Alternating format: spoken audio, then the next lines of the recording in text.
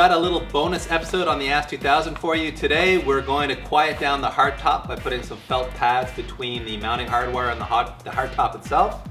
We're going to put some foam in between the splitter and the front lip to seal that up nice and airtight.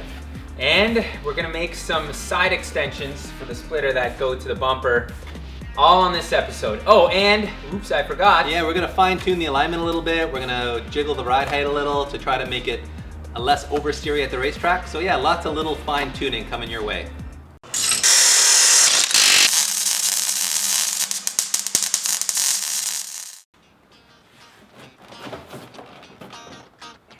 Behold the C3 Composites carbon fiber splitter in all its glory. So I found this stuff called Perfect Seal when I was killing time with my son at Canadian Tire. It looks like just a normal foam sealant, but it's kind of cool. It looks like it'll fill a large gap but squish down into a smaller gap. I don't know how that differs from any other foam. Maybe this is just really good marketing, but we're gonna try it. It's got an adhesive backing on it, so we're just gonna stick it on the splitter in what we hope is the right spot, and yeah, no more air on top of the splitter. Hey look, a job so easy, Peter actually let me do it. Of course, he did lay down that green tape as a guideline. So it looks like the foam I bought is probably a little bit too thick and a little bit too high density because it's lifting the lip up and creating this, basically it's kind of visually annoying because we can see the foam now, so it doesn't look as good as it did before, but it'll definitely help the splitter function properly by sealing up the top of the splitter. We're encouraging more of the airflow to go under the car, which is really what a splitter is designed to do. You're trying to speed and smooth the airflow under the car, which creates a low pressure system under the car, which literally pulls it down to the ground. So we're not making downforce with the top of the lip, which is what a lot of people probably think is how it works, but it actually works by speeding and smoothing airflow underneath and sucking it down. By sealing it up on top too, we're not allowing air to bleed around the radiator. We're forcing more air through the radiator, so we'll make it more efficient. And we're also allowing less air into the engine bay, which can cause lift by pounding up on the underside of the hood. So all in all, it's worth doing. It just doesn't look great right now, which kind of rubs Pete and I the wrong way. So I think eventually we'll swap it out to like a thinner foam, so it's not quite as visually annoying and it'll still do the job. But for now, this is good enough.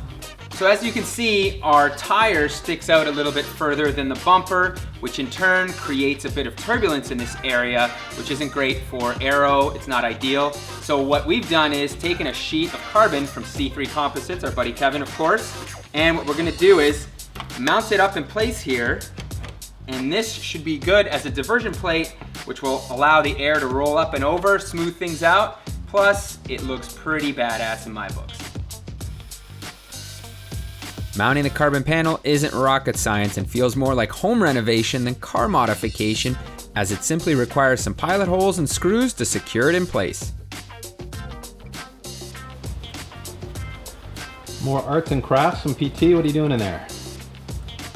Just marking the area that I'm going to cut out here because the piece was obviously a little bit too thick. So I need to trim it, get it all looking pretty. Is your Turbo Life t-shirt foreshadowing anything, Peter? No, I just like turbos. I'm all about those turbos, but the S2000, I just don't know about it. I like the idea of keeping it naturally aspirated, you know? Turbos are awesome, but this thing has that crisp throttle response and all that jazz. So while I do love the Turbo Life, the S2000 for me needs to be more of an NA monster. And in other news, now we've got our side diversion plate complete. Oh, and I used tin snips. They seem to be the best way to cut this easily, quickly. Scissors also work, but you gotta have like massive good grip for it. And here's our side diversion panel installed. As usual, I thought it would look a little bit better than it actually does, but the destroyed fenders don't help the appearance much. Then again, it's functional, and this is the ASS2000 after all. Our Cybon carbon fiber hardtop from turn 14, of course, is squeaking a fair bit. We're not sure if it's along the rubber seal that goes around the perimeter of the back or if it's on these big metal mounting brackets that mount it from the chassis to the hardtop. I did a search online. The only thread I could find was on like S2KI that suggested putting a felt pad between the mounting bracket and the hardtop, and that, for this one guy, cured the squeaking problem. I didn't really find anything else about like lubing the rear seal or anything, so we're gonna try the felt pad first. If that doesn't cure the squeaking, then I think we're gonna take the top right off, try lubing that seal up with your favorite lube. We haven't decided what product we're gonna use yet, but KY jelly. KY, a little Astroglide, I don't know, we'll find something good. And if that doesn't make the squeak go away, I think at that point we just decide to live with the squeak. But first we'll try the felt pad. And what's your prediction as far as this working or not? I don't think it works actually. No? No, I'm convinced it's the seal. Well, I guess we'll find out shortly. I feel like if this was making the noise, I don't get where it flexes, you know? I do know what you mean, yeah. I feel like the rubber seal is what flexes and it squeaks on the rubber seal, but we'll find out. Yeah, I mean, to me it was a creaking more than a squeaking, and I thought, oh, if it's creaking, maybe it is the mounting points, but I guess we'll find out if it's a creaker or a squeaker. It's gotta be one or the other. Or a growler, I don't know. So we're gonna give it a little test drive up and down our gravelly road here to see how much or if the hardtop's still squeaking, and yeah, we'll see if you can pick that up or not. Oh, there it is. Yeah, it's still there. Well, It's not as bad though, is it? It's the same sound. yeah. Oh yeah, maybe it's got to be the rubber seal then, eh? Yeah, I think it does. All right, U-turn. It's a quick test drive, but I think that tells us what we need to know. Probably the rubber seal that goes all the way around the back, so gonna have to pop this thing off and lube it up, I guess, huh? That's right. Before I got down and dirty with the lube, those felt pads looked just horrible, so a quick trim around the edges made them look a little bit more presentable, and more importantly, satisfied my OCD tendencies. So I think I may have been right in saying that the seal along the back side of this hardtop is causing the squeaking. So I'm gonna lube it up, and even though I'm a huge fan of the old KY, I think the application of choice here is some good old ball bearing grease. So let me lay it down, and hopefully we have our problem cured. Stick your finger in the tub, PT. Oh yeah, I'm real good at this. Let's see you work the lube. Oh yeah, Smooth. getting a little steamy in here, isn't it? So PT's done lubing up the seal back there. Let's see if it's any quieter. I think this might do the trick. I think it has.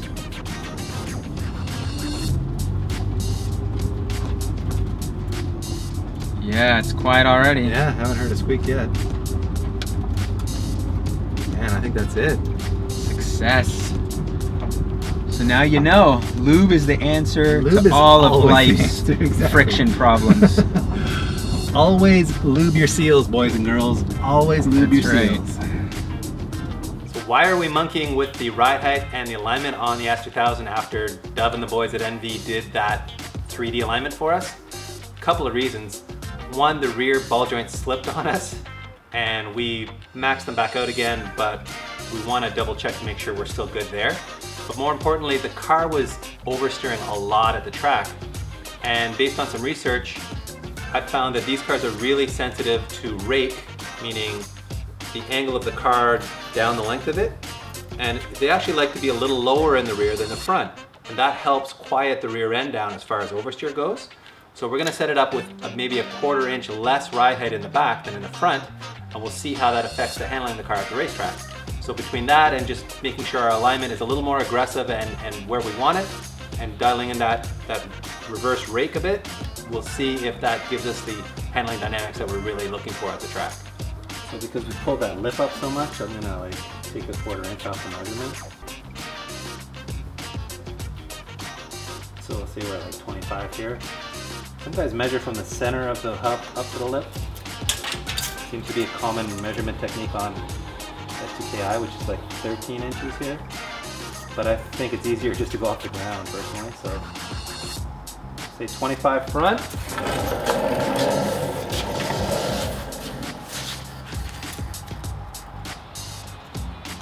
we're about 25 1/8 in the rear. So we either come up a bit in the front or we go down a bit in the rear. Pete, you were saying we have some rubbing in the rear already. Yeah. So we probably want to go up in the front rather than down in the rear. I think that's the more wise decision here. Okay. Because under full compression, I felt rubbing in the back. We'd have to do more trimming of the rear bumper. So the tire was rubbing on the bumper back in here? Yeah, exactly. Oh yeah, I can feel where it's actually rubbed the plastic away. Yep. Okay, well let's just raise the front a bit then. And let's check the other side before we do that. So yeah, this one is at 25 3/16, so a little bit higher than the other side, but very close. Close enough in my books. Yep.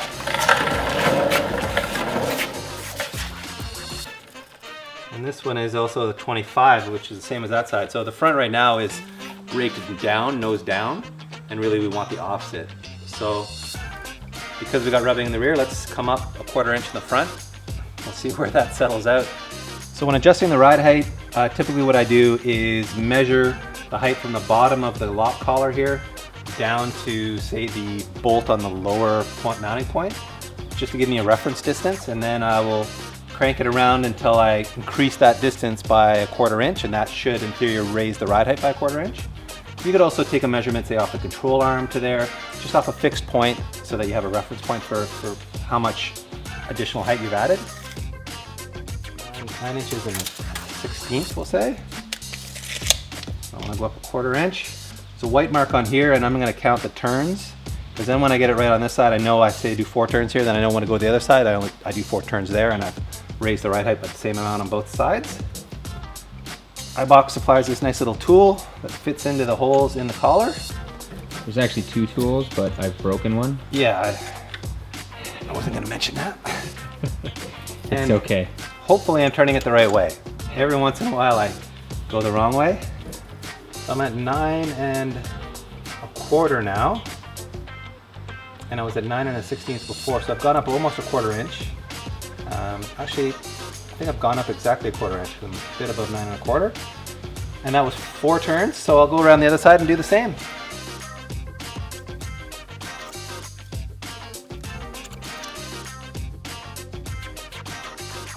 When you change the ride height, don't forget to roll the car a bit and maybe even give the suspension a bit of a bounce to settle those springs.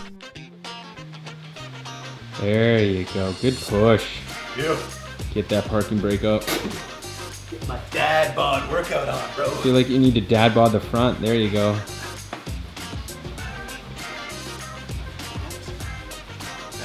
It's like an exercise day for you now. It's some parenting. That's my only workout.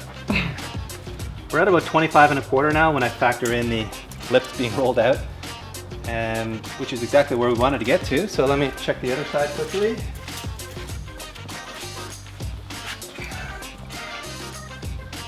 And Same on this side. So now we'll just check the back, because when you raise the front, it will affect the back as well. So whenever you make a ride height change, you should always check all the way around just to make sure everything is where you want it. So we are at 25 1/8 here, which I think is the same as it was originally. And we're at 25 1/8 here. So we're at 25 1/4 in the front, 25 1/8 in the back. So we're an 1/8 higher in the front, which gives us that reverse rake that we want. It's not quite as aggressive as maybe I originally thought we'd go, but I think we're close enough. Let's give it a try, see how it works. We've also switched back to the stock rear sway bar, so I think that combination of setup should really help the car not oversteer on turn in and put the power down better coming out of the corners. So plus we've got the wing, the exactly splitter. the we've wing. got so much. So a I think lot's changed. Yeah, the setup right now is good where it's supposed to be, and then we can fine tune it at the racetrack. Yeah, that's a great point. The wing should really help a lot in the faster corners. So when you change the ride height on a car, you do affect its alignment. So we want to do a quick check of camber at all 4 corners, which is what this baby is. You literally just plop it against the rim's edge, and it gives us a readout of minus 2.7 degrees camber on this wheel. We'll go around and do the other 3, and after that we're going to check toe with our toe plates, and then we'll see if we're within spec or if we need to make some adjustments. Hopefully we don't. 3.2 in the back. We were 2.7 in the front. So that's a half degree difference, which is good actually. I wanted more rear camber than front camber on this car, again, to try to get the rear to stick more. So I think we can leave the camber where it is. Let's just check the toe, and if it looks good, then it's really time to go to the track. All right, get this toe check done. Do it. Since NV Auto already did a toe alignment, we know it's squared up, same toe on each side, so we don't have to worry about individual toe. We're just going to check toe across the axles. And if our total toe measurement is what we want, then I'd say we would be good to go. We're going to use the top notch. The lower notch. Want to use the lower notch? All right.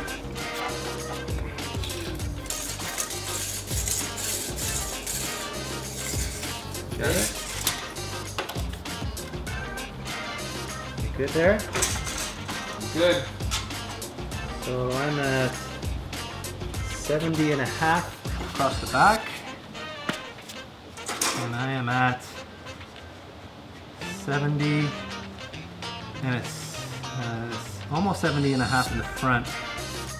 So toe check complete. We measured across the front axle and it basically has 0 toe in the front.